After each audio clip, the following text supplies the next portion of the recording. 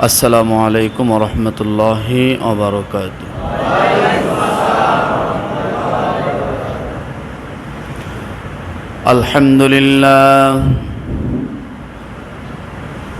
আলহামদুলিল্লাহ নাহমাদুহু ওয়া নাস্তাঈনুহু ওয়া নাস্তাগফিরুহু ونعوذ بالله من شرور أنفسنا ومن سيئات أعمالنا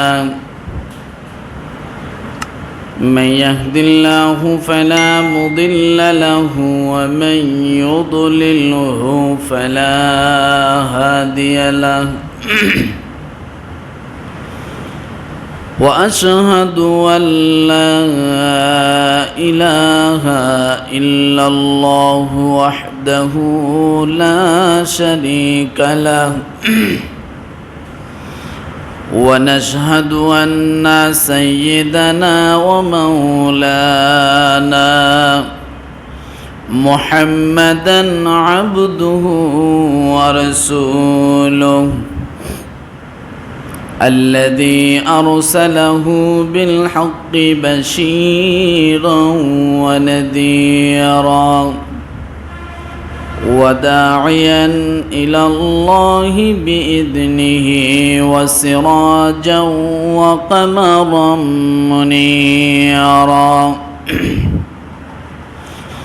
فقد قال الله تعالى في كلامه المجيد والفرقانه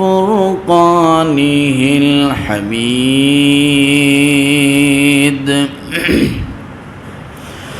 أعوذ بالله من الشيطان الرجيم بسم الله الرحمن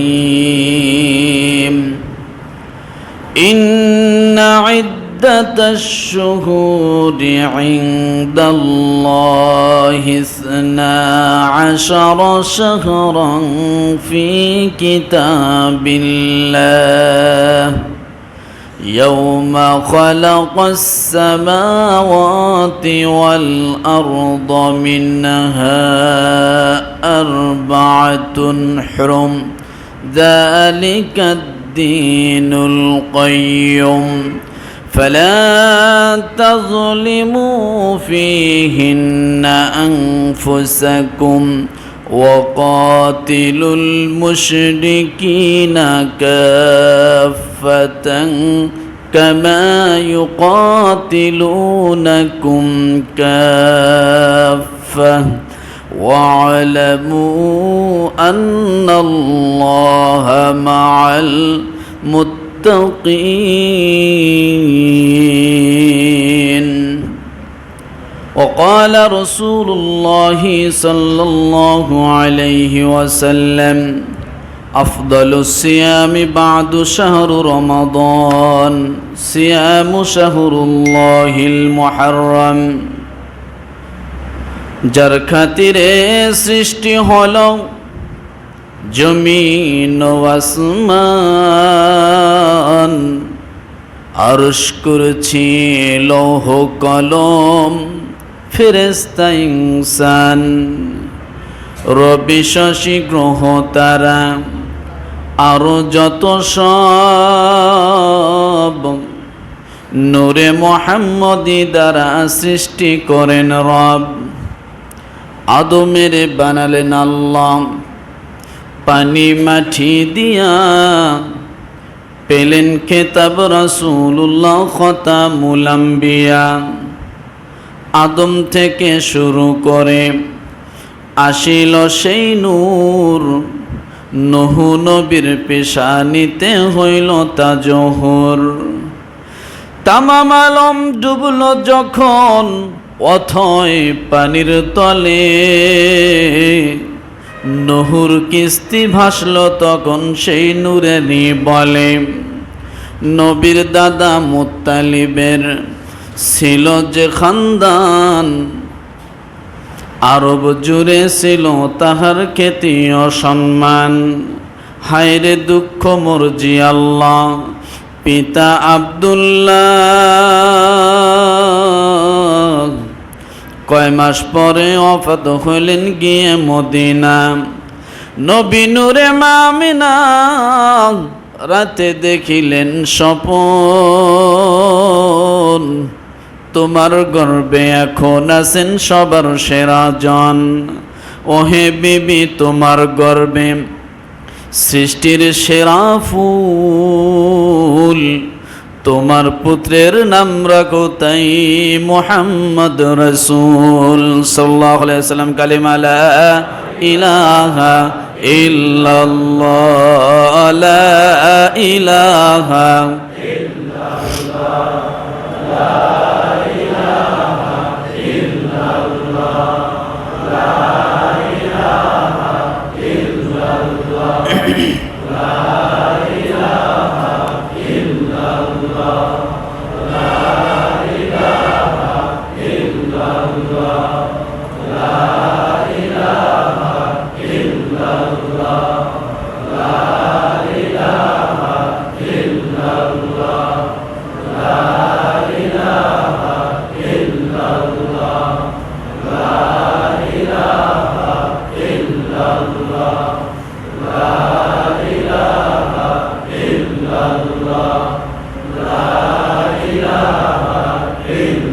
লা ইলাহা ইল্লাল্লাহ, লা ইলাহা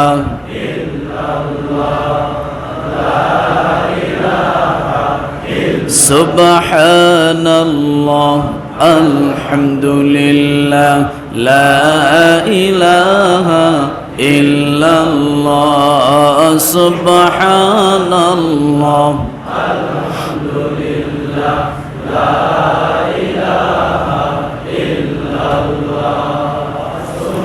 লা ইলাহা ইল্লাল্লাহু মুহাম্মাদুর রাসূলুল্লাহ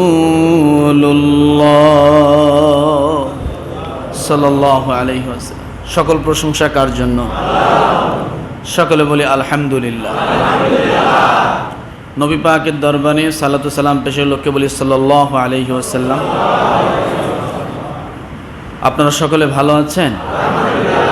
আলহামদুলিল্লাহ। আজকে মুহররম মাসের কত তারিখ?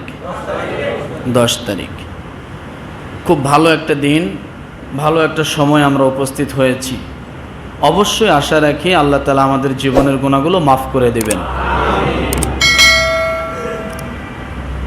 আলোচনা করেছিলাম মুহররম সম্পর্কে গত জুমায়।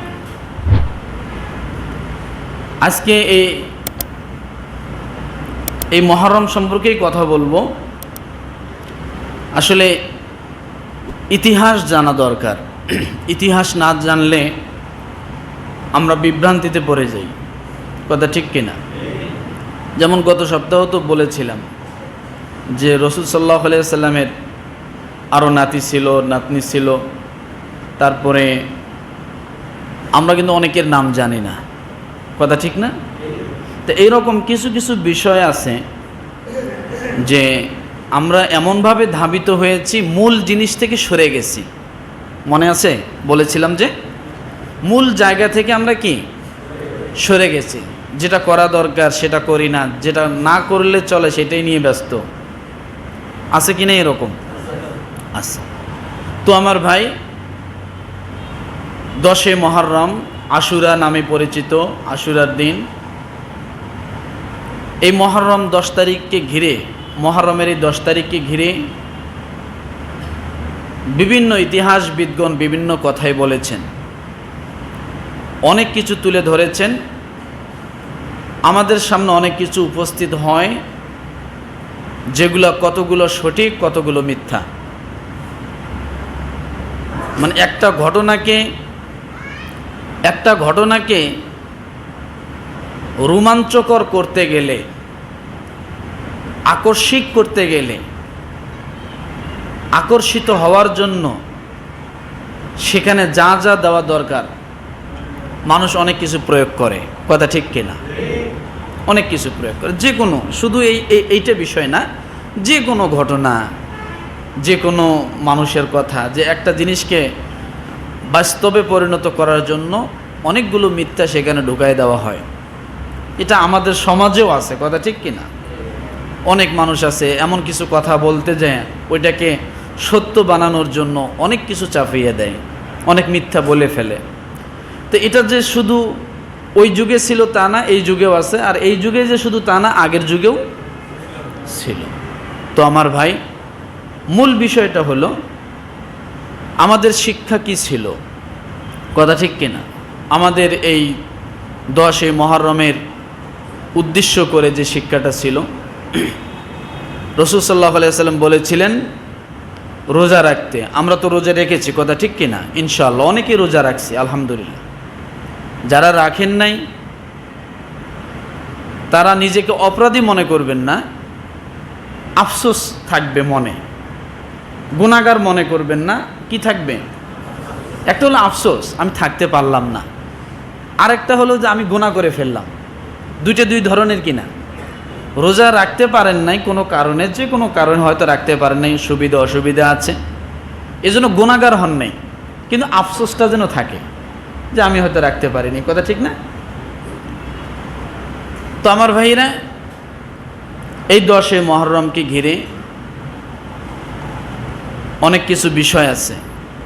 রাসূল সাল্লাল্লাহু আলাইহি ওয়াসাল্লাম মদিনায় যখন গেলেন, যে দেখেন যে সেখানকার ইহুদিরা রোজা রাখে। রাসূল সাল্লাল্লাহু আলাইহি ওয়াসাল্লাম বললেন, তোমরা কিসের রোজা রাখো? বলে, আমরা 10 মুহররমে রোজা রাখি। 10 মুহররমে রোজা রাখো, এটা তোমরা কোথায় পেলে? তখন বললেন যে নবী মুসা আলাইহিস সালাতু ওয়াস সালাম,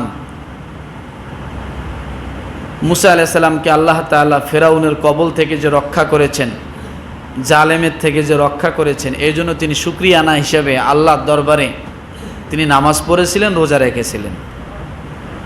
তো আমাদের নবী যেহেতু তিনি রোজা রাখছেন, তাই আমরা রোজা রাখি। নবী আলাইহিস সালাতু ওয়াস সালাম বললেন যে এটার হকদার, দাবিদার আমরা সবচেয়ে বেশি, তাই আমরাও রাখব। এই যে 10 মুহররম চলে আসলো, এই মুহররমেরকে ঘিরে অনেকগুলো ইতিহাস আছে। সর্বশেষ যে ইতিহাসটা আমাদের সবচেয়ে বেশি হৃদয় বিদারক, বেশি কষ্ট, সেটা হলো কোথায়? কারবালার ময়দানে, কথা ঠিক না? আসলে এই বিষয়কে ঘিরে, এই কারবালার প্রান্তের ঘটনাকে ঘিরে মানুষ অনেক কিছু বাড়াবাড়ি, কেউ গালিগালাজ করতে করতে সাহাবায়ে কেরাম পর্যন্ত গালিগালাজ করে, কেউ বাড়াবাড়ি করতে করতে দেখা যাচ্ছে যে যারা মুনাফিক ছিল তাদেরকে মানে ভালো দিকে তুলে ধরার চেষ্টা করেছে, যাদের কারণে হত্যা হলো, যারা হত্যা করলো তাদেরকে ভালোর দিকে আনার চেষ্টা করেছে তাদের লেখনীতে। আসলে সবচেয়ে বিষয়টা হলো আজকে যে আয়াতটা পড়েছি সূরা তাওবা, কত নম্বর আয়াত মনে আছে? 36 না? এই আয়াতটা তেলাওয়াত করলে শেষের দিকে এসে বোঝা যায় যে এই আয়াতেরও একটা ইঙ্গিত যা কারবালার সাথে অনেকটা মিল খেয়ে যায়। সুবহানাল্লাহ বলবেন না? কিসের সাথে মিল খায়? যদিও মিল না, এটা আমরা মিল পাই। আল্লাহ পাক রব্বুল আলামিন বলেন, ইন্না ইদ্দাতাশ শুহুরি ইনদাল্লাহি 12 শাহরান ফি কিতাবিল্লাহি ইয়াওমা খালাকাস সামাওয়াতি ওয়াল আরদা মিনহা আরবা'তুন হুরুম যালিকা ad-দীনুল কাইয়্যুম فلا تظلموا فيهن أنفسكم وقاتلوا المشركين كافة كما يقاتلونكم كافة واعلموا أن الله مع المتقين. আল্লাহ পাক রব্বুল আলামিন বলেন, নিশ্চয় আসমান ও জমিন সমূহের সৃষ্টির দিন থেকেই আল্লাহর বিধানে, আল্লাহর আইনে, আল্লাহর নিয়মে, আল্লাহ তাআলার দেওয়া দয়ায় আল্লাহ পাক রব্বুল আলামিন 12টি মাস নির্ধারণ করেন। কয়টি মাস? এটা কার দেওয়া? কার নিয়ম? কার আইন? আল্লাহর আইন। আল্লাহ পাক রব্বুল আলামিন বলেন, তার কাছে গণনায় 12টি মাস, তার মধ্যে সম্মানিত মাস হলো 4টি মাস। কয়টি মাস? 1 নাম্বার রজব, 2 নাম্বার, 3 নাম্বার, 4 নাম্বার মুহররম। আল্লাহ পাক রব্বুল আলামিন এইভাবে সম্মানিত করলেন। এরপরে রব্বুল আলামিন বললেন, তার মধ্যে 4টি নিষিদ্ধ মাস, এটাই প্রতিষ্ঠিত দিন, এটাই হলো দিন, এটাই হলো বিধান, এটাই হলো নিয়ম, এটাই হলো কানুন। আল্লাহ পাক বলেন, এই মাসগুলোর মধ্যে তোমরা কখনো বাড়াবাড়ি করিও না। কি করিও না? বাড়াবাড়ি করিও না। এরপরে রব্বুল আলামিন কি বলেন? যদি তোমরা বাড়াবাড়ি করো তাহলে এটার প্রতি জুলুম হয়ে যাবে। ফালা তাজলিমু ফিহিন্না আনফুসাকুম ওয়া কাতিলুল মুশরিকিনা কাফাতান কামা ইউকাতিলুনাকুম কাফা ওয়া'লামু আন্নাল্লাহা মা'আল মুত্তাকিন। তোমরা নিজেরা নিজেদের মধ্যে বাড়াবাড়ি করিও না। যদি তোমরা নিজেরা নিজেদের মধ্যে বাড়াবাড়ি করো, ওয়াকাতিলুল মুশরিকিনা কাফাতান কামা ইউকাতিলুনাকুম কাফান ওয়াকাতিলুল মুশরিকিনা কাফাতান, অর্থাৎ যদি তোমরা নিজেদের মধ্যে হট্টগোল করো, মারামারি করো, বাড়াবাড়ি করো, বিভিন্ন অবিষয়গুলো নিয়ে তোমরা যদি বিভিন্নভাবে প্রচার করো, আল্লাহ বলেন তাহলে অবশ্যই দেখবে জালেমরা তোমাদের প্রতি জুলুম চালাবে, তারা সুযোগ পাবে, তোমাদের মাথায় চড়ে তারা তখন বসে যাবে। ছোটোখাটো বিষয় নিয়ে মুসলমানের মাঝে ঝগড়া বাজা দিবে, আর বড় বড় বিষয়গুলো কি কাফের মুশরিকরা হাসিল করবে। কথা ঠিক কিনা? যার প্রমাণ বিভিন্ন ইসলামী রাষ্ট্রগুলোর দিকে দেখলে, খেয়াল করলে বোঝা যায়। কথা ঠিক কিনা? হাত তুলে দোয়া করব কি করব না, এই নিয়ে আমাদের মাঝে মারামারি আছে না? আমিন জোরে বলবো না আস্তে বলবো, এই নিয়ে মারামারি। আর ওদিকে বড় বড় কামান, বড় বড় অস্ত্র ফিট করে মুসলিম রাষ্ট্রগুলোকে ধ্বংস করে দিচ্ছে। কি কথা বলেন না? ফিলিস্তিন নিয়ে আমাদের মাথা ব্যথা নাই, আছে? কাশ্মীর নিয়ে আমাদের মাথা ব্যথা নাই। আমাদের মাথা ব্যথা কি? আমিন জোরে কইল না কেন? আমিন আসতে বললো কেন? কথা ঠিক কিনা? এগুলো নিয়ে ছোটোখাটো বিষয়গুলোতে আমাদেরকে দ্বন্দ্ব বাজায় দিয়া বড় বড় বিষয়গুলো তারা হাসিল হচ্ছে। এই জন্য রব্বুল আলামিন বলেন, ওয়াকাতিলুল মুশরিকিনা কাফাতান কামা ইউকাতিলুনাকুম কাফা। যতক্ষণ পর্যন্ত কাফের মুশরিকরা তোমাদের বিরোধিতা করবে, ততক্ষণ পর্যন্ত তোমাদের মনোযোগ কাফেরদের দিকে রাখো, তোমাদের চোখগুলো কাফেরদের দিকে রাখো, তোমাদের আঙ্গুলগুলো কাফেরদের দিকে রাখো। যদি তোমরা কাফেরদের দিকে খেয়াল না রাখো তাহলে অবশ্যই তোমাদের মাথায় চেপে বসবে। অতএব ততক্ষণ পর্যন্ত তারা যুদ্ধ চালাবে, তোমরাও তাদেরকে প্রতিহত করে যাও। তোমরা কি করো? তোমরা প্রতিহত করো। বিশাল এক বড় ঘটনা ঘটছে, ওদিকে আরেকজনে চিল্লাচ্ছে। এখন এদিকে মানুষ সব মনোযোগ, হঠাৎ যদি ওদিকে আরেকজন চিল্লাচিল্লি করে, মনোযোগগুলো ওদিক যাবে না? যায় কি না? যেমন আপনাদের যায়, কথা বলতেছে এদিকে মনোযোগ আছে, হঠাৎ করে যদি একটা টায়ার বাস্ট হয়, সব ওইদিকে। কথা ঠিক কিনা? এদিক মনোযোগ নাই। তো আমার ভাইরা, ওই টায়ার বাস্টর মনোযোগ দিকে খেয়াল করতে যায় আপনি কত বড় জিনিসটাকে হারিয়ে ফেললেন তা কি জানেন? অনেক বড় জিনিসটাকে আমরা হারিয়ে ফেললাম। কথা ঠিক কিনা? তো এটা হলো কাফেরদের চক্রান্ত। তো এই যে ওয়াকাতিলুল মুশরিকিনা কাফফাতান কামা ইউকাতিলুনাকুম কাফফা। আসলে এই দিন তো আসছে আশুরার দিন, বিষয় হলো 10 মুহররম, ছিল শুক্রবারের দিন, আজকেও আছে শুক্রবার, সুবহানাল্লাহ বলেন। বিষয় ঠিক আছে, সব ঠিক আছে, কিন্তু বলা যাবে না। কি করা যাবে না? বলা যাবে না। যদি বলি, সঠিকটা যদি বলি, অনেকে মনে করবে হুজুর আমাদেরকেই বলতেছে। আছে না নাই? আছে না? কি মনে করবে? আমি যতই সাহাবীর কথা বলি, ইমাম হুসাইনের কথা বলি, ইয়াজিদের কথা বলি, ওবাইদুল্লাহ ইবনে জিয়াদের কথা বলি, যতই বলি, ওনারা আরেক দিকে টানে নিবে, হুজুর আমাদেরকেই বলতেছে। কথা ঠিক কিনা? বয়ান করার মতো কোনো জায়গা আর পরিবেশ এখন আর নাই। আছে? আছে? কোনো জায়গা পরিবেশ নাই। আপনি এখন নমরুদ আর ইব্রাহিম আলাইহিস সালামের ঘটনা বলেন, কিছু কিছু লোক দেখবেন চোখ গরম হয়ে যাইতেছে। শুরু করছে নমরুদ এবং ইব্রাহিমের ঘটনা, আলোচনা হচ্ছে কোরআন থেকে। কোথার থেকে? কিন্তু ওনারা মনে করতেছে আমাদেরকেই মনে হয় বলতেছে। আছে কি না এরকম কথা? কন না কেন? এমন সমস্যা। কতবার চিন্তা করলাম যে এই কথা বলবো কি বলবো না, কি দরকার আছে, এমনি একটা আয়াত পড়ে কিছুক্ষণ আলোচনা করে দোয়া করে দেই, তাই ভালো। বলতে গেলেই তো মনে করবো হুজুর আমাদেরকে বলতেছে। কত বড় সমস্যা।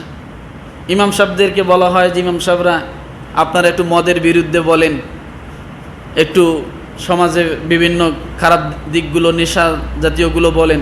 এখন ইমাম সাহেব যে বলবে, ইমাম সাহেব তো মেরে ফেলতেছে, ইমাম সাহেবের নিরাপত্তা কি? এখন যদি মদের বিরুদ্ধে বলে, যারা মদ খায় তারা কি খুশি হবে? কি হবে?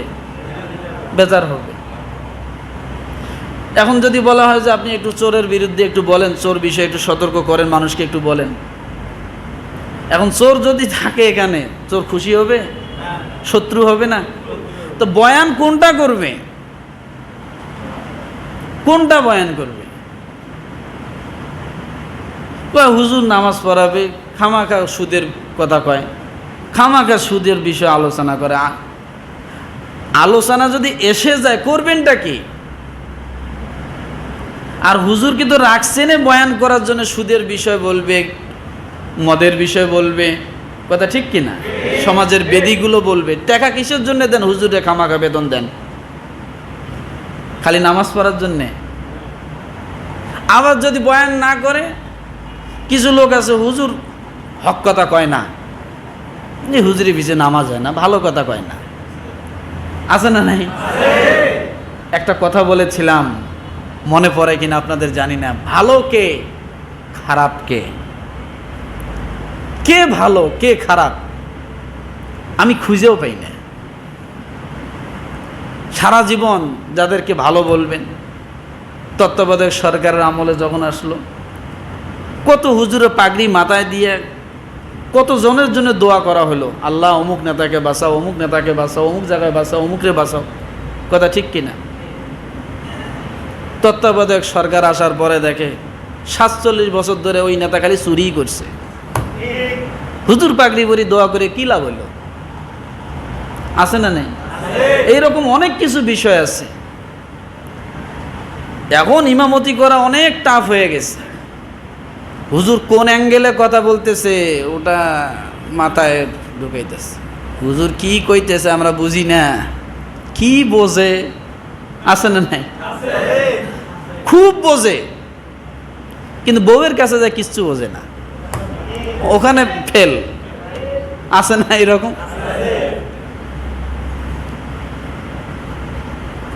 আমার ভাইরা, আজকের বিষয়টা দেখেন। আজকের বিষয়টা যদি বলি, অবশ্যই রাষ্ট্র, জনগণ, ক্ষমতা, এই কথাগুলোই আসবে। যদি কেউ আজকের বিষয়ে কথা বলে, বাংলাদেশের যত লক্ষ মসজিদ আছে, যদি আশুরার কথা বলতে যায়, অবশ্যই জনগণ, রাষ্ট্র, ক্ষমতা, এই কথাগুলো আসবে, বলতে গেলে আসবে, তাছাড়া এর সূচনা আসবে না। এই দিনটার ইতিহাসটা কি আসলে দেখেন, কিভাবে রাষ্ট্র চলে আসে, কিভাবে জনগণ চলে আসে। রাসূল সাল্লাল্লাহু আলাইহি ওয়াসাল্লাম যখন আসলেন, আসার পরে তিনি দেখেন যে সেই সময়ের রাষ্ট্র ব্যবস্থা ছিল বংশতান্ত্রিক। কি তান্ত্রিক?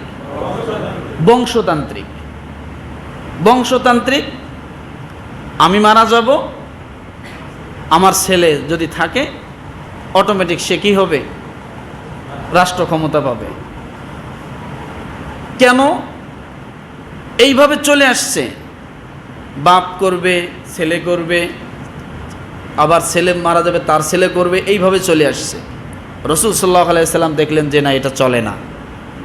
আর এটার দ্বারা কি কারণ? তাদের বুঝটা কি ছিল?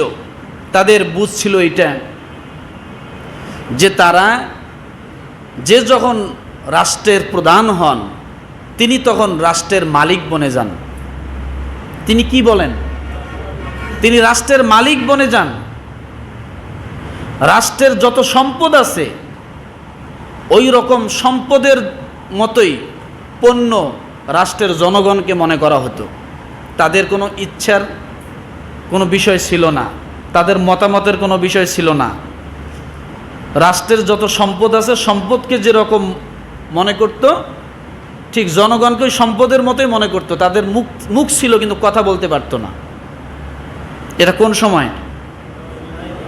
ওই যে বংশতান্ত্রিক যখন ছিল, তারা দেখবে কথা বলতে পারবে না। আছে কি না এখন? মানে এখন নাই, হয়তো আগে ছিল। দেখবে কথা বলা যাবে না, বংশতান্ত্রিক ছিল। আর জনগণকে মনে করত রাষ্ট্রের পণ্য।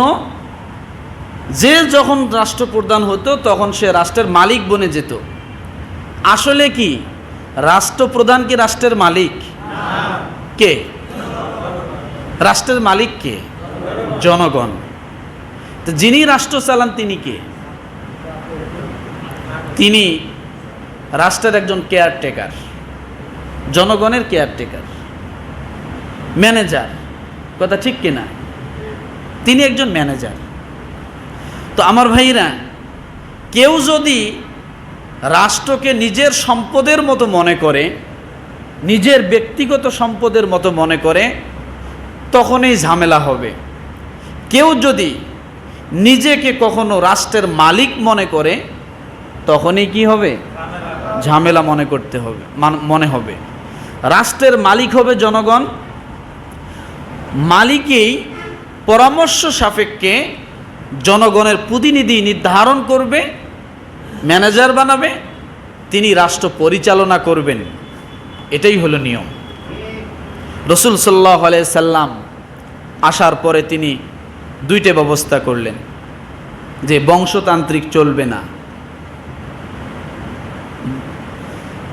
জনগণের পরামর্শ সাপেক্ষে রাষ্ট্র ব্যবস্থা চলবে। এটা হলো জনগণতান্ত্রিক ব্যবস্থা। জনগণ যাকে রাষ্ট্র পরিচালনার দায়িত্ব দিবে সেই রাষ্ট্র পরিচালনা করবে। আর একটা হলো পরামর্শ সাপেক্ষে বোর্ড বসবে, বোর্ডের মাধ্যমে যাকে রাষ্ট্র পরিচালনা করার যোগ্য মনে করা হয় সেই পরিচালনা করবে। এইভাবে যখন চলে আসলো, এক এক করে চলে আসতেছে, চলে আসার পরে হযরত আলী রাদিয়াল্লাহু তাআলা আনহু পর্যন্ত পার হয়ে গেলেন। ইমাম হাসান রাদিয়াল্লাহু তাআলা আনহু তিনি পর্যন্ত চলে আসলেন। আসার পরে তিনি যখন পরামর্শ সাপেক্ষে রাষ্ট্র ব্যবস্থা নিলেন, দেখতেছেন যে জনগণ একটু ভিতরভাবে যুদ্ধ করতেছে, ঝগড়া করতেছে, নানান ঝামেলায় জড়িয়ে যাচ্ছে। তিনি কি করলেন? পরামর্শ সাপেক্ষে মুআবিয়া রাদিয়াল্লাহু তাআলা আনহুর কাছে হস্তান্তর করলেন রাষ্ট্র চালনার ব্যবস্থা পরিচালনার জন্য। তিনি একটানা 20 বছর চালাইছেন। কত বছর? তিনি একজন সাহাবী। একটানা 20 বছর চালানোর পরে তিনি তার ছেলেকে পরামর্শ সাপেক্ষে তিনি মনোনীত করে যান। কিন্তু এই মনোনীতটা তিনি যে করে গেছেন, তিনি মৃত্যুর পরে যখন ছেলে ইয়াজিদ শাসন ব্যবস্থা নেওয়ার জন্য বসে গেলেন, তখন কুফাবাসীর লোকেরা এটা মানতে পারল না। কারা মানতে পারল না? তারা দেখতেছে যে এখানে সুন্নতের বরখেলাফ হচ্ছে,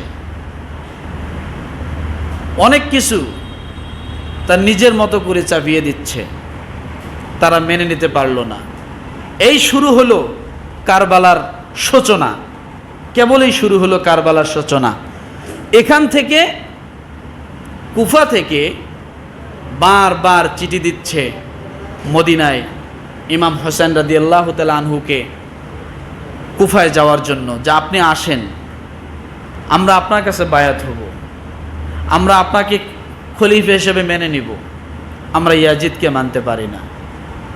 কারণ অবশ্যই তাদের মাঝে কোনো সমস্যা ছিল, কথা ঠিক কিনা? কিন্তু এখানে একটা কথা বলে যাই, আজকে যারা আজকের দিনে অনেক বড় বড় মিছিল হবে না কি? 10 মুহররম মিছিল হয় না? কোথায় কোথায় হয়? তারপরও অনেক কিছু পিঠিতে জোরে জোরে চাবুকের মতো মারে না? রক্তাক্ত হয় না? কি বলে রক্তাক্ত হয়? হাই হোসাইন, হাই হোসাইন। এই মিছিল কখন থেকে বাইর হইল? কারা বাইর করলো? কথা ঠিক কিনা? এটা ভালো একটা গভীর কথা। তো আমার ভাইরা, যাই আমি ওই পর্যন্ত যাব। এখন এই যে হোসেন রাদিয়াল্লাহু তাআলা আনহুকে যে বারবার চিঠি দিচ্ছেন যে আপনি কুফায় আসেন, তখন হোসেন রাদিয়াল্লাহু তাআলা আনহু মদিনা এবং মক্কায় সিনিয়র সাহাবীদের সঙ্গে, মুরব্বী সাহাবীদের সঙ্গে পরামর্শ করলেন যে তারা ডাকতেছে, আমার নানাজির সুন্নত বুলন্টিত হয়ে যাচ্ছে। তো তারপরেও সেখানে মুরব্বী সাহাবীরা তারা হয়তো কুফাবাসীদেরকে খুব ভালো করে চেনে, কুফাবাসীদেরকে খুব ভালো করে চেনে। এলাকা ভিত্তিক কিছু লোক কিন্তু চেনা যায়, যায় কি না? এই এলাকার লোকগুলো এরকম, এই এলাকার লোকগুলো এরকম। আমাদের বাংলাদেশের 64 জেলার মাঝে প্রচলিত কিছু ভাষায় কিছু কথা অনেকের আছে না, যে এই জেলার লোক এরকম, এই জেলার লোক এরকম। এলাকা ভিত্তিক কিছু টান, কিছু মানুষের কৃষ্টি কালচার থাকে। মুরব্বী সাহাবীরা তারা বললেন যে ওখানে না গেলেই ভালো হয়, কারণ কুফাবাসীরা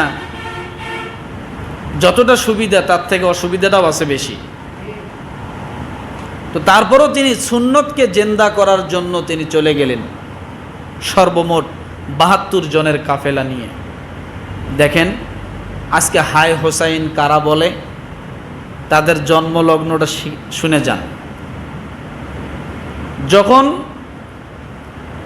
ইমাম হোসেন রাদিয়াল্লাহু তাআলা আনহু সেখানে চলে গেলেন, একেবারে নিকটবর্তী গেলেন, ইয়াজিদকে খবর দেওয়া হলো যে হোসাইন রাদিয়াল্লাহু তাআলা আনহু আসতেছে, হয়তোবা তোমার রাষ্ট্র দখল করার জন্য। যেভাবে হোক তাকে যেটা উল্টাপাল্টা বোঝানোর দরকার বুঝাইছে। তিনি কি করলেন?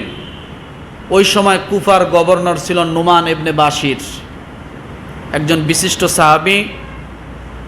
নুমান ইবনে বাশিরকে তিনি গভর্নরের দায়িত্ব থেকে সরায় দিলেন, কারণ হোসেন রাদিয়াল্লাহু তাআলা আনহু কুফার দিক থেকে আসতেছে, কুফা দিয়ে ঢুকবে। ওখানকার গভর্নর নুমান ইবনে বাশিরকে সরায় দিলেন, দিয়ে বসালেন কাকে? উবাইদুল্লাহ ইবনে জিয়াদকে। কাকে? নামগুলো একটু বলেন। উবাইদুল্লাহ ইবনে জিয়াদকে। সৈন্যবাহিনী দিলেন সাথে 4000। কয় হাজার? এদিক থেকে যারা যাচ্ছে তারা কয় হাজার? আজীবন সব সময় এই রকমই ছিল। মুমিনের দল একটু কম, কাফেরের দল অনেক বেশি, কিন্তু ভয় পাওয়ার কোনো কারণ নাই। এখান থেকে সূচনাটা কি? আমি ভাঙা ভাঙাভাবে বলে যাচ্ছি বোঝার জন্য। ওবাইদুল্লাহ বিন জিয়াদ 4000 সৈন্যকে মোতায়েন করলেন 72 জনের বিরুদ্ধে। সীমানায় আটকায় দিলেন, ঢুকতে দিবে না, কোনোভাবেই ঢুকতে দিবে না। তাদেরকে ব্যারিকেড দিয়ে বসলেন। তাদের জন্য পানির ব্যবস্থা নাই, কোনো ব্যবস্থা, সমস্ত কিছু তাদেরকে থেকে আলাদা করে দেওয়া হলো তাদেরকে। হোসেন রাদিয়াল্লাহু তাআলা আনহু 3টা কথা বললেন যে তোমরা আমাকে কেন ব্যারিকেড দিচ্ছ? আমি তো এখানে যুদ্ধ করতে আসিনি। উনি কি যুদ্ধ করতে গেছে? ওনাকে কুবাবাসী ডেকেছিলেন, তাই তিনি গেছেন। দ্বিতীয় অপশন বললেন, আমি তো যুদ্ধ করতে আসিনি। দ্বিতীয় কথা হলো, তোমরা যদি আমাকে ঢুকতে না দাও তাহলে আমাকে ফিরে যেতে দাও, আমি মদিনার দিকে ফিরে যাব। কারণ তিনি যুদ্ধ করতে আসেননি বিদায় ফিরে যেতে চাচ্ছেন। তৃতীয় অপশনটা দিলেন যে যদি আমাকে মদিনাও ফিরে যেতে না দাও তাহলে অন্তত ইয়াজিদের কাছে আমাকে নিয়ে যাও, আমি তার সাথে বসে একটু কথা বলবো। এই 3 কথার মাঝে কোথাও মারামারির কোনো উস্কানিমূলক কোনো কথা আছে? কথা বলেন, উস্কানিমূলক কোনো কথা আছে? ওবাইদুল্লাহ ইবনে জিয়াদ রাজি হলেন যে ঠিক আছে, আমি ইয়াজিদের কাছে তোমাকে পৌঁছায় দিই। কিন্তু শয়তান সবসময় পিছে লাগা থাকে। বাঁশের চেয়ে কঞ্চির জোর বেশি বলে না? আছে কি কথাটা আপনাদের মাঝে? নেতার চেয়ে চামচের জোর বেশি আছে না নাই? আছে। এটা ওখানেও ছিল। রাজনীতিটা কি? এটা যুগ যুগ ধরে চলে আসছে। কাকে মেরে কে উপরে উঠবে, এটার নাম রাজনীতি। এক হলো রক্তাক্তভাবে রক্ত হরণ করা, আর এক হলো সম্পদ হরণ করা। এইভাবেই তো মানুষ উপর দিকে ওঠে, নাকি এমনি এমনি ওঠা যায় না। ওবাইদুল্লাহ বিন জিয়াদ যখন রাজি হলেন যে ঠিক আছে আমি তোমাকে ইয়াজিদের কাছে নিয়ে যাব, তখন ওই চামচা ছিল সীমার। কে? কি নাম? সীমার এসে বলতেছে, দোস্ত তুমি এই হোসেনকে ইয়াজিদের কাছে নিয়ে যাবা, তুমি কি আজীবন চৌকিদার থাকতে চাও, দাফাদার হতে চাও না? দেখছেন নি? তুমি আজীবন কি নিচ ক্লাসে থাকতে চাও, উপরে উঠবা না? বলে হ্যাঁ উঠতে। তুমি যদি তোমার প্রমোশন চাও, তুমি যদি প্রমোশন চাও তাহলে তুমি একবারে হোসেনকে দুনিয়ার থেকে উৎখাত করে দাও। আজকে তুমি একে মেরে ফেলবা, কালকে তোমার প্রমোশন হবে। এই কথাটা তখন ছিল, এখন আছে না নাই? আছে না নাই? পথের কাঁটা সরায় দাও, হ্যালো ওকে সরায় দাও, এরকম আছে না? এরকম টেলিফোন হয় না?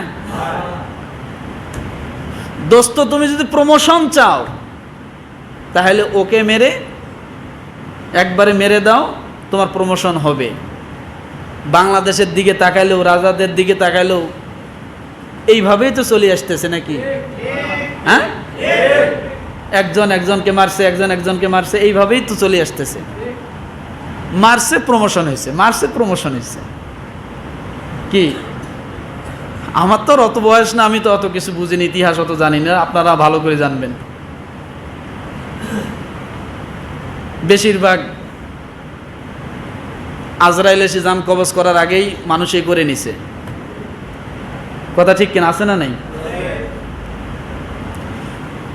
তো সীমার যখন এই বুদ্ধি দিল ওবাইদুল্লাহ বিন জিয়াদকে যে তুমি ওকে মেরে ফেলো, তোমার প্রমোশন হবে, ইয়াজিদ সেই খুশি হবে, ইয়াজিদের একটা পথের কাঁটা সরে যাবে, কিচ্ছু থাকবে না। এই সুযোগ পেয়ে তার সাথে ইমাম হোসেন রাদিয়াল্লাহু তাআলা আনহু পরিবারের সঙ্গে ওবাইদুল্লাহ বিন জিয়াদ তার প্রমোশনের লোভে তিনি যুদ্ধ করা শুরু করে দিলেন, নির্যাতন করা শুরু করে দিলেন। এই নির্যাতনকে প্রতিহত করতে করতে যে ইমাম হোসেন রাদিয়াল্লাহু তাআলা আনহু তিনিও শহীদ হয়ে গেলেন। তারপরও কি মাপ চাইছে নাকি? কথা বলেন। ওয়াকাতিলুল মুশরিকিনা কাফাতান কামা ইউকাতিলুনাকুম কাফা, যতক্ষণ তারা লড়েছে ততক্ষণ ইমাম হোসাইন রাদিয়াল্লাহু আনহু তিনি ৭২ জন ৪,০০০ সাথে লড়েছে, পিছপা হন নাই। নাকি কাইত হয়ে দাঁড়িয়েছিলেন? হ্যাঁ, না, লড়ছে। আদৌ পর্যন্ত যদি এরকম ৭২ জন মর্দে মুজাহিদ তৈরি হয়, এরকম ৭২ জন মর্দে মুজাহিদ যদি জাগ্রত থাকে, তাহলে সম্ভব ২০ বছর পরে হলেও আফগানিস্তানের মতো দেশ শাসন করা সম্ভব। এমনি এমনি হয় নাই। জাগো জাগো মুসলিম সেনা, ভাঙবে কবে তোর নিদ, জাগ্রত হয়ে দেখাও তুমি মর্দে মুজাহিদ। চেষ্টা করে যান,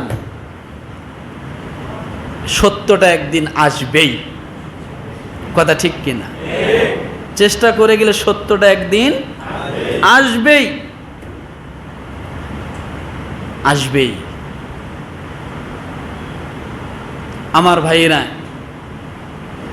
কিসের কারণে মারলো? কিসের কারণে? প্রমোশনের কারণে। আমার ভাইয়েরা, এই প্রমোশন ওবায়দুল্লাহ বিন জিয়াদের আজীবন ছিল? এই ৭২ জন শহীদ হওয়ার বা যে কয়জনই শহীদ হয়েছেন তাতে কি ইসলাম মিঠে গেছে?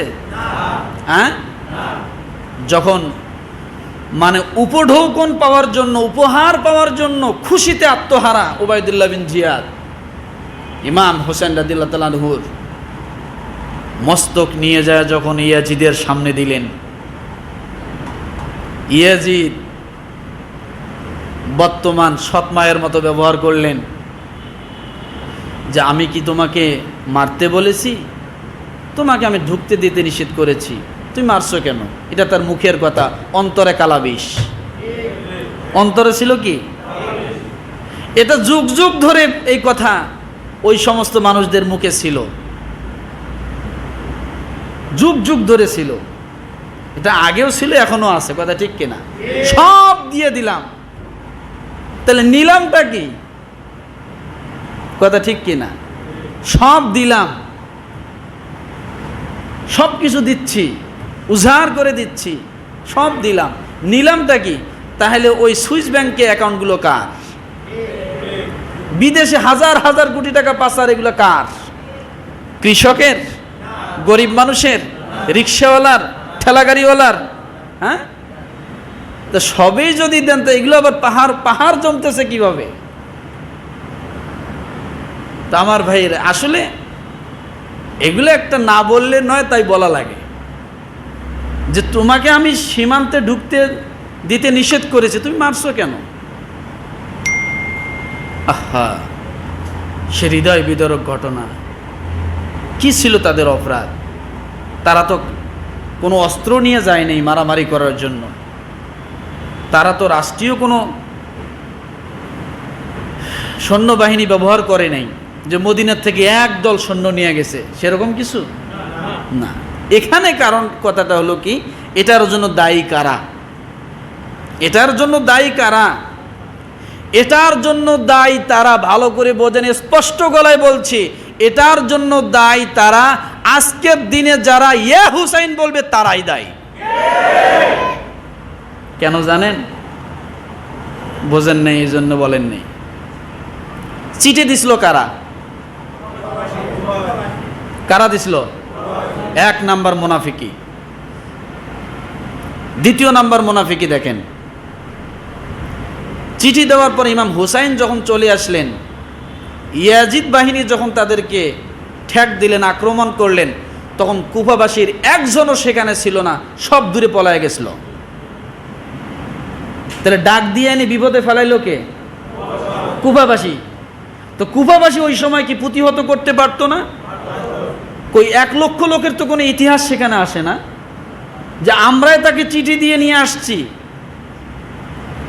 তাদের সাথে আমরাও এক হয়ে যুদ্ধ করব ইয়াজিদের সৈন্যবাহিনীর সাথে।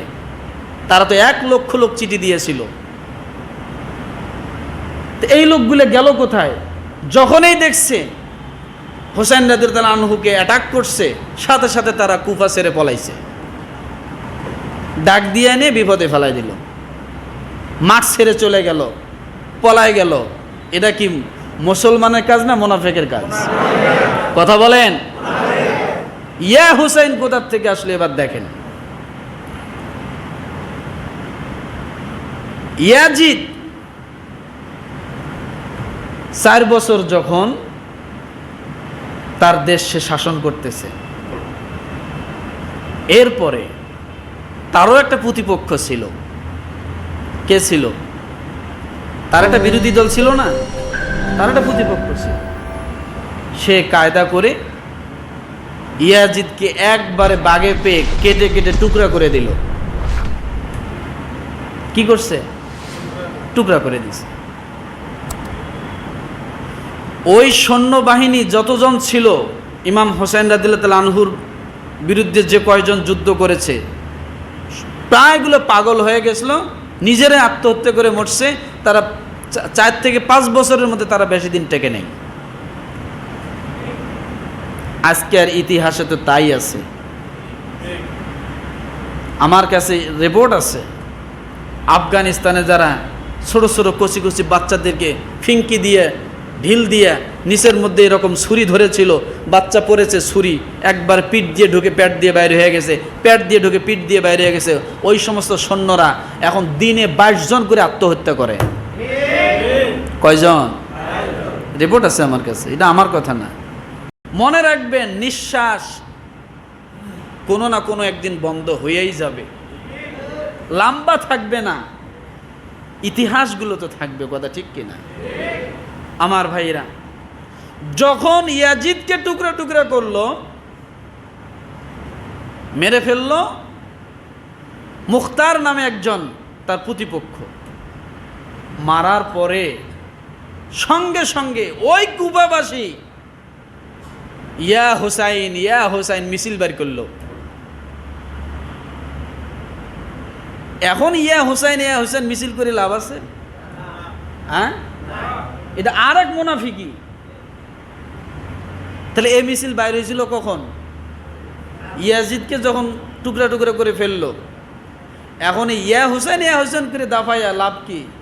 ওই সময় তো ঠেক দিলা না, ওই সময় তো যুদ্ধর ময়দান থেকে পলায় গেছিলা, ওই সময় তো মুনাফিকি করেছো। তো এখন ইয়া হুসাইন বলতেছে, এই যারা ইয়া হুসাইন বলতেছে এদের চরিত্র হলো ওই চরিত্র, ডাক দিয়ে এনে বিপদে ফেলাবে, মরে যাবে, তারপরে কাবড়াবে। ইয়া হুসাইন ইয়া হুসাইন। এই হলো ইতিহাস। আমার ভাইরা, সবচেয়ে বড় কথা হলো সত্যের পথে থাকেন, সত্যের একদিন না একদিন বিজয় হবে, হবেই। আর এই সত্যের পথে যে থাকবেন, অটল থাকবেন, আল্লাহ তাআলা নিজ হাতে সাহায্য করবে। কে সাহায্য করবে? কিন্তু ঈমান থাকতে হবে স্বচ্ছ। ইন্নাল্লাযীনা আমানু ওয়া আমিলুস সালিহাতি কানাত লাহুম জান্নাতুল ফিরদাউসি নুজুলা। অসংখ্য জায়গায় ইন্নাল্লাযীনা আমানু ওয়া আমিলুস সালিহাত, কোনো মানুষ যদি নিশ্চয় কোনো মানুষ যদি ঈমান আনে, ওয়া আমিলুস সালিহাত, আমলে সালেহ অর্থাৎ নেক কাজ করে, তার জন্য জান্নাত, তার জন্য জান্নাত। কিন্তু আমার আল্লাহ তাআলা একটি আয়াতের মধ্যে শর্ত একটা জোড়ায় দিয়েছেন, ইন্নাল্লাযীনা আমানু ওয়া আমিলুস সালিহাতি ওয়া আখবাতু ইলা রাব্বিহিম উলাইকা আসহাবুল জান্নাত। ও আমার ভাইরা, আল্লাহ এখানে বলেন নাই ইন্নাল্লাযীনা আমানু ওয়া আমিলুস সালিহাতি ওয়া উলাইকা আসহাবুল জান্নাহ, বলেন নাই ওয়া আখবাতু ইলা রাব্বিহিম, ঢুকায় দিলেন। ও মুসলমান ভাইরা, এটা আমাদের একটা ভুল ধারণা। ঈমান আর আমলে সালেহ করলেই জান্নাতে যাবে এমন কথা নয়, নিয়ত থাকতে হবে স্বচ্ছ। কারণ নবীজি সাল্লাল্লাহু আলাইহি সাল্লাম যেদিন দুনিয়া থেকে চলে যান, আমার ভাইয়েরা ওফাত করেন, স্থান পরিবর্তন করেন, সেদিন হুযায়ফা রাদিয়াল্লাহু তাআলা আনহুর কাছে একটা চিরকুট দিয়ে গিয়েছিলেন, 80 থেকে 82 জন মুনাফিকের নাম দিয়েছিলেন, ডাক দিয়ে বলেছিলেন, ও হুযায়ফা, এই 80 থেকে 82 জন মুনাফিকের তোমরা কেউ জানাজায় অংশগ্রহণ করবা না। ইন্নাল্লাযীনা আমানু, তাদের নিশ্চয় ঈমান ছিল, ওয়া আমিলুস সালিহাত, তারা রাসূলের সাথে জিহাদ করেছে, রাসূলের সঙ্গে হজ করেছে, রাসূলের কাছাকাছি ছিল, সব কিছু করেছিল। আমার ভাইয়েরা কিন্তু ছিল না ওয়া আখবাতু ইলা রাব্বিহিম, এইটা মাত্র ছিল না। এইটা না থাকার কারণে আমার আল্লাহ তাআলা তাদেরকে মুনাফিকের কাতারে দাঁড় করাইছেন। ইন্নাল মুনাফিকিনা ফিদ দারকিল আসফালি মিনান নার। ঈমান আনা দেখলে হবে না, আমল করতে দেখলে হবে না, তার নিয়তটা স্বচ্ছ থাকতে হবে। ওয়া আখবাতু ইলা রাব্বিহিম, এই ঈমান আমার আল্লাহর জন্য, এ নামাজ আমার আল্লাহর জন্য, এ নেক কাজ আমার আল্লাহর জন্য, দুনিয়ার কোনো মানুষকে দেখানোর জন্য না, পদ পরীক্ষা ইন্টারভিউতে পাশ করার জন্য না, একমাত্র আল্লাহর জন্য। যদি কেউ এই আমল করতে পারে, ও উলাইকা আসহাবুল জান্নাহ, ওই মানুষগুলোই জান্নাতে যাবে। তাহলে বলেন, এই 80 থেকে 82 জন যে সাহাবী অর্থাৎ মুনাফিকের নাম আল্লাহ রসুল দিলেন, তারা কি ঈমান আনছিল না? এনে নাই? নেক কাজ করে নাই? রসুলের সাথে হজ করেনি? রসুলের সাথে জিহাদ করেনি? রসুলের পাশাপাশি একসঙ্গে রোজা করেনি? সব করেছিল, কিন্তু রসুল চার্ট দিয়ে গেলেন, এই লোকগুলোর জানাজা তোমরা করবা না। তাহলে দেখতে ইমানদার, দেখতে আমলদার, এটা হবে না, নিয়ত স্বচ্ছ থাকতে হবে। কথা ঠিক কিনা? নিয়তকে স্বচ্ছ করেন, সত্যের বিজয় একদিন হবে ইনশাআল্লাহ, হবেই। 20 বছর পরে যদি হতে পারে, আধুনিক অস্ত্রের মাঝেও যদি তারা পলায়ন করতে পারে, এখনও আপনি ধৈর্য ধারণ করে স্বচ্ছতার সাথে থাকেন। ওয়াল্লাযীনা জাহাদু ফিনা লানাহদিয়ান্নাহুম সুবুলানা, আল্লাহর সাহায্যের মাঝে পৃথিবীর আধুনিক কোনো অস্ত্র কাজে আসবে না। অস্ত্র কম ছিল? কম ছিল? ন্যাটোরা কম আসছিল? কয়েকটা রাষ্ট্র মিলে যুদ্ধ করলো, জিহাদ করলো, এত কিছু করলো, সব শেষ করার পরেও পলায়া গেল। ওয়াল্লাযীনা জাহাদু ফিনা লানাহদিয়ান্নাহুম সুবুলানা, সত্যিকার মুসলমান ছিল এরাই। আজকে আমরাও যদি সত্যিকার মুসলমান হতে পারি, আমাদের উপর যত অন্ধকার আছে সব অন্ধকার কেটে যাবে, থাকবে না। আমি প্রায় বলি, রাত যত গভীর হয়, ভোর তত নিকটে, ভোর তত নিকটে। পেশাব আর পানি দেখতে এক, একটা গ্লাসে পেশাব করেন, একটা গ্লাস এখানে রাখেন, আর একটা গ্লাসে পানি আনেন, দেখতে এক, কিন্তু তারপরেও কি দুইটা? হ্যাঁ, কিছু মানুষ আছে দেখতে মানুষের মতো, আসলে এরা মানুষ না, জানোয়ারের চেয়েও নিকৃষ্ট। একটি কথা, হৃদয়, ঈমান, আমল থাকতে হবে কার উদ্দেশ্যে? দুনিয়ার কোনো মানুষকে দেখানোর উদ্দেশ্যে না। যতদিন দুনিয়ার মানুষকে দেখানোর উদ্দেশ্য থাকবে, ততদিন পরাজয়। যেদিন থেকে আল্লাহর উদ্দেশ্য হবে, সেদিন থেকেই জয়, সেদিন থেকেই কি জয়। মনে রাখবেন আমার ভাইয়েরা, আজকে এই কারবালা থেকে আমাদের শিক্ষা কি শিখলাম? কারবালা থেকে আমাদের শিক্ষা হলো, অন্যায়ের বিরুদ্ধে কোনো মাথা নত করা। আজকে আমরা অনেক আয়োজন করব, অনেক মিলাদ মাহফিল, ওয়াজ, খিচুড়ি, অনেক কিছু করব, কিন্তু মূল শিক্ষা আমরা শিখব না। কথা ঠিক কিনা? 100টা খিচুড়ি খাওয়ার চেয়ে একটা শিক্ষা আপনি গ্রহণ করেন, আজীবন আপনার হৃদয়টা আলোকিত হয়ে যাবে, বিকলবিং সালিম হয়ে যাবে। কি হয়ে যাবে? বিকলবিং সালিম হয়ে যাবে। আর বিকলবিং সালিম যদি কেউ হতে পারে, আল্লাহর কসম, আল্লাহর কসম, আল্লাহ তাআলার ওয়াদা, তার জন্য জান্নাতের সব দরজা খোলা।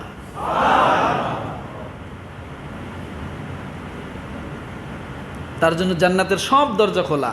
আর এই বিকলবিং সালিমের জন্য স্বচ্ছ নিয়ত দরকার, পরিষ্কার নিয়ত দরকার, আল্লাহর উপর 100 থেকে 100 ঈমান আনা দরকার।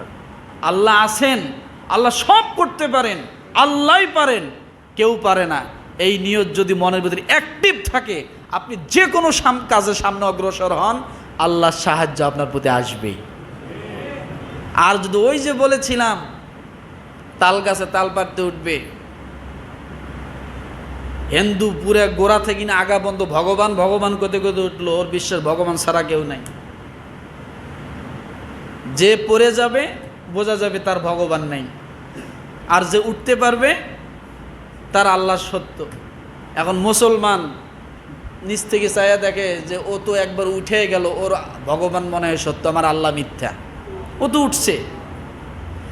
এখন মুসলমানের পালা এবার উপরে ওঠা, মুসলমান অর্ধেক ওঠে, একবার কে আল্লাহ, একবার কে ভগবান, একবার কে আল্লাহ, একবার কে ভগবান, যে দুইটার একটা হলেই তো হবে, আমি বাসমুত। আর একজন হিন্দু, সে নিচ থেকে উপর পর্যন্ত উঠছে, একবারও আল্লাহ কেন ভগবান ছাড়া। আর আমরা মুসলমান অর্ধেক সময় আল্লাহ, অর্ধেক সময় কি এই ঈদের মাঠেই পূজার মণ্ডপে। কথা ঠিক কিনা? আছে না নাই? সব জায়গায় আমরা। আমার ভাইরা, আসুন আমাদের ইমানটাকে স্বচ্ছ করি, এই কারবালা থেকে আমাদের শিক্ষা গ্রহণ করি। আল্লাহ তাআলা যেন এখান থেকে সমস্ত অন্যায়কে নিষ্পেষিত করে দেয়, সমস্ত অন্ধকারকে আলোয় পরিণত করে দেয়। যারা আলো চাচ্ছে আল্লাহ যেন তাদেরকে সাহায্য করে। সকলে বলে আমিন। ও আখির দাওয়ানা আলহামদুলিল্লাহি রাব্বিল আলামিন।